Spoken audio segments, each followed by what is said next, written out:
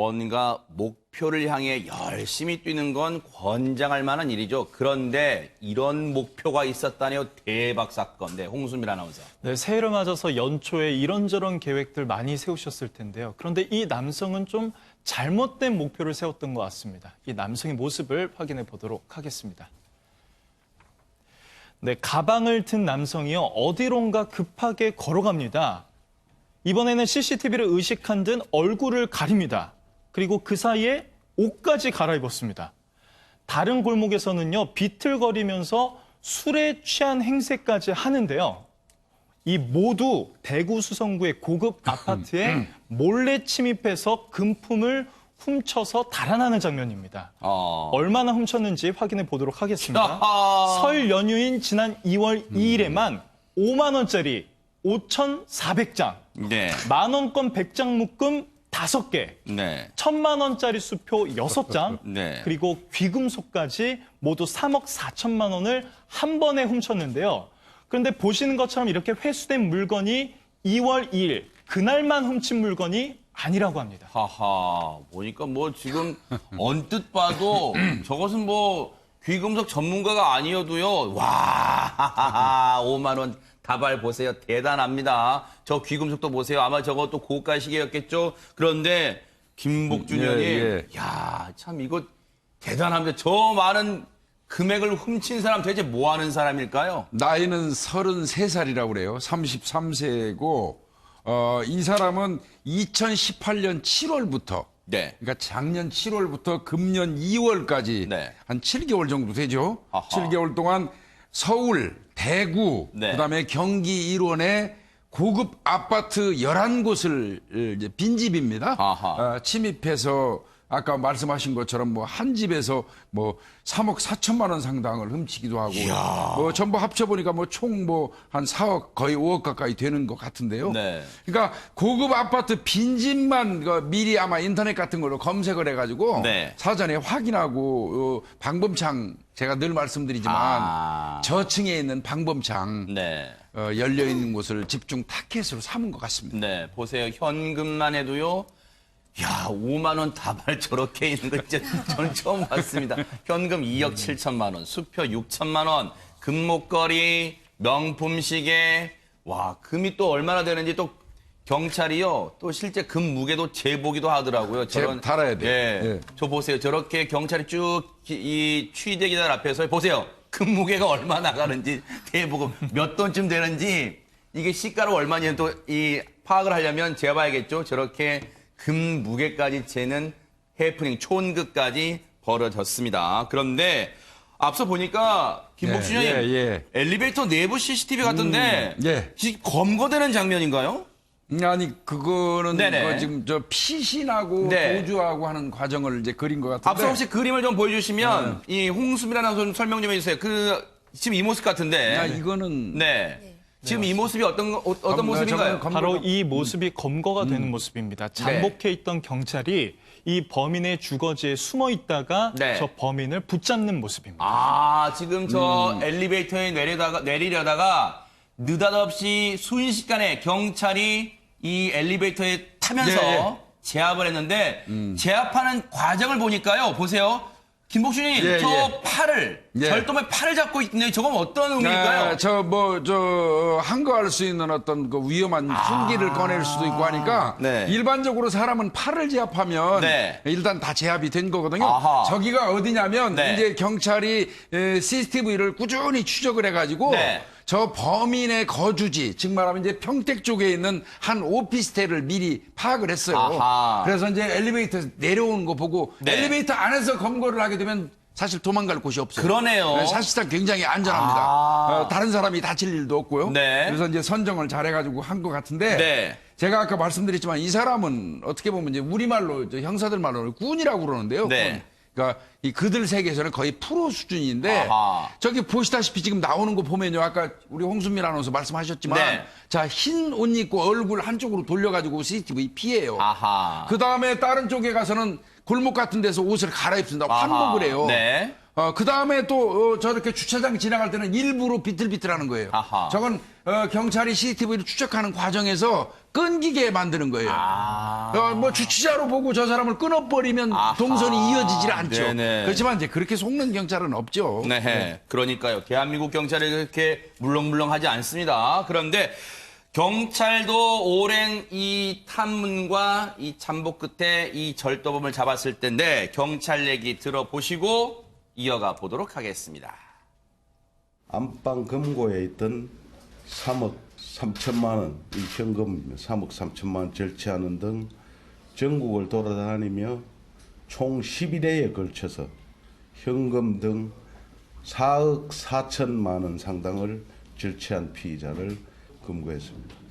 범행 후 경찰 추적을 피하기 위해 인적이 드문 곳에서 범행 시 착용한 옷과 모자를 버리고 변복하였으며 또한 술에 취한 듯 행세를 하였다가 수시로 대로를 무단횡단하고 택시 및 버스를 이용하는 등 추적을 따돌리기 위한 치밀한 모습을 보여왔습니다.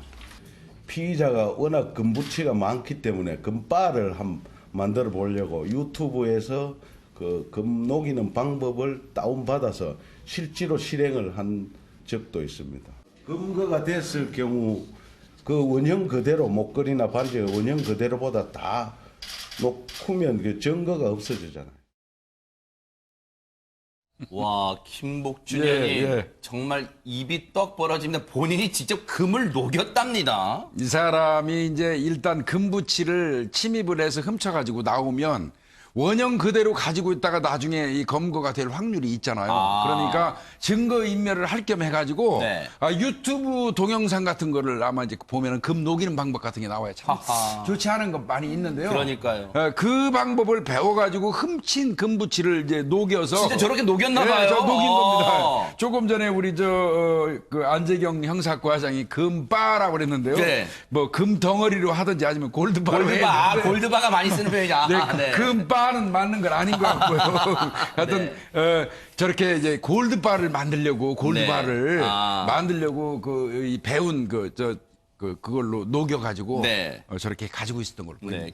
김호인 변호사님 혹시 시청하시는 분들 중에 아니 대체 집에 3억 개인 금고에 3억 넘는 돈을 가진 사람이 있어? 라고 또 어리둥절하실 수도 있을 것 같습니다. 네, 시청자분들뿐만 아니라 저희 패널들도 지금 상당히 놀라고 있는데요. 네. 지금 이 아파트가 대구 수성구의 고급 아파트 단지로서 여기는 주로 전문직이랑 고소득자분들이 주거하신다고 해요. 그래서 이 피해 부부도 한 분은 개인 사업자시고 한 분은 전문직에 종사하시는 분이라고 알려졌습니다. 그러니까 꼭 우리가 뭐 돈이 많다고 꼭 이렇게 이상한 눈으로 볼 필요는 없잖아요. 전문직에 계시고 하다 보면은 집에 또 현금을 둘 필요가 있으시면 금고에 넣어둘 수 있으니까요. 어쨌든 한 집에서 3억 3천만 원 등 모두 한 4억 4천만 원을 훔쳤대요. 지난해 8월부터 올해 2월까지요. 그런데 김동철 교수님, 고가의 아파트는 우리 그런 생각하잖아요. 야, 방범 시설도 잘 돼 있을 거야. 그런 생각하는데 오히려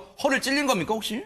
이게 보통 이제 이런 절도에 대한 부분들이 반복적인 경험 학습으로 인해서 성공이 가능하다라고 이렇게 느끼는 경우들이 많거든요. 네네. 그래서 성공 경험에 따른 학습이다라고 얘기를 하는데 유사 과제를 이제 계속 반복적으로 하다 보면 상당히 쉽구나.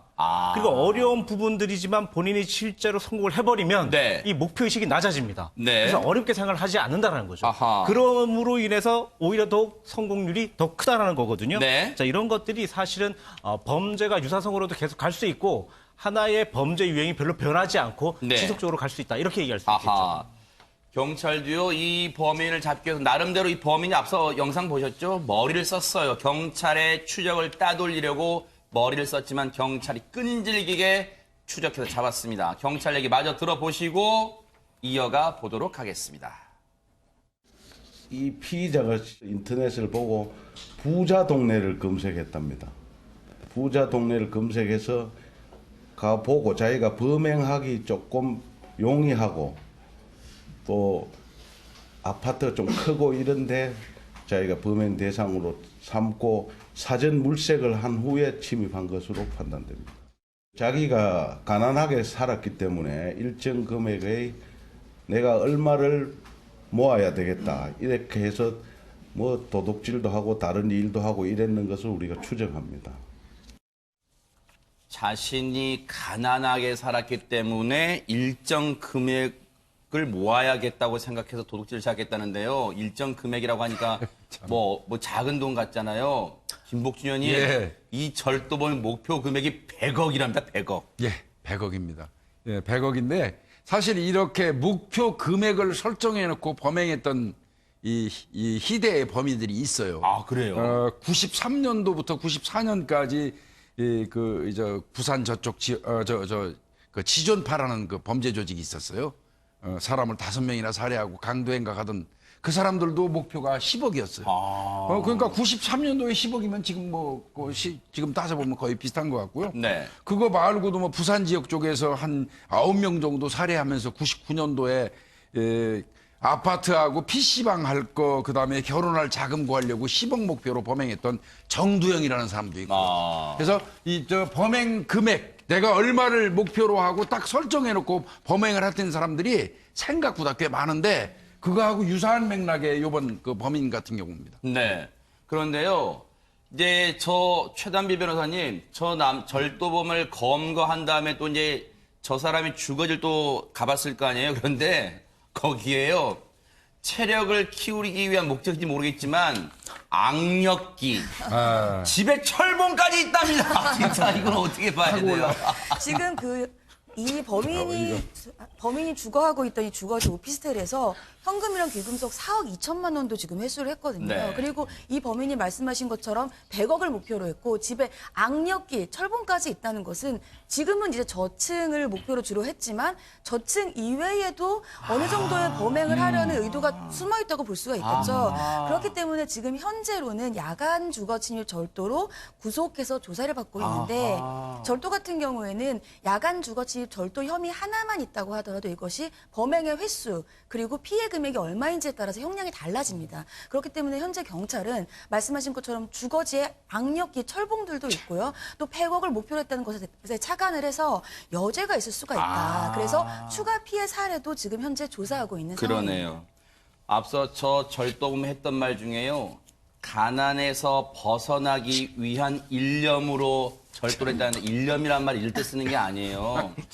가난해도요, 정말 조그만 일이라도 열심히 하겠다고, 열심히 살아보겠다고 할 때 그런 때 일념을 쓰는 거예요. 정말로 정신 똑바로 찰 수 있기를 기대를 해보겠습니다. 단죄가 있기를 기대해 보겠습니다.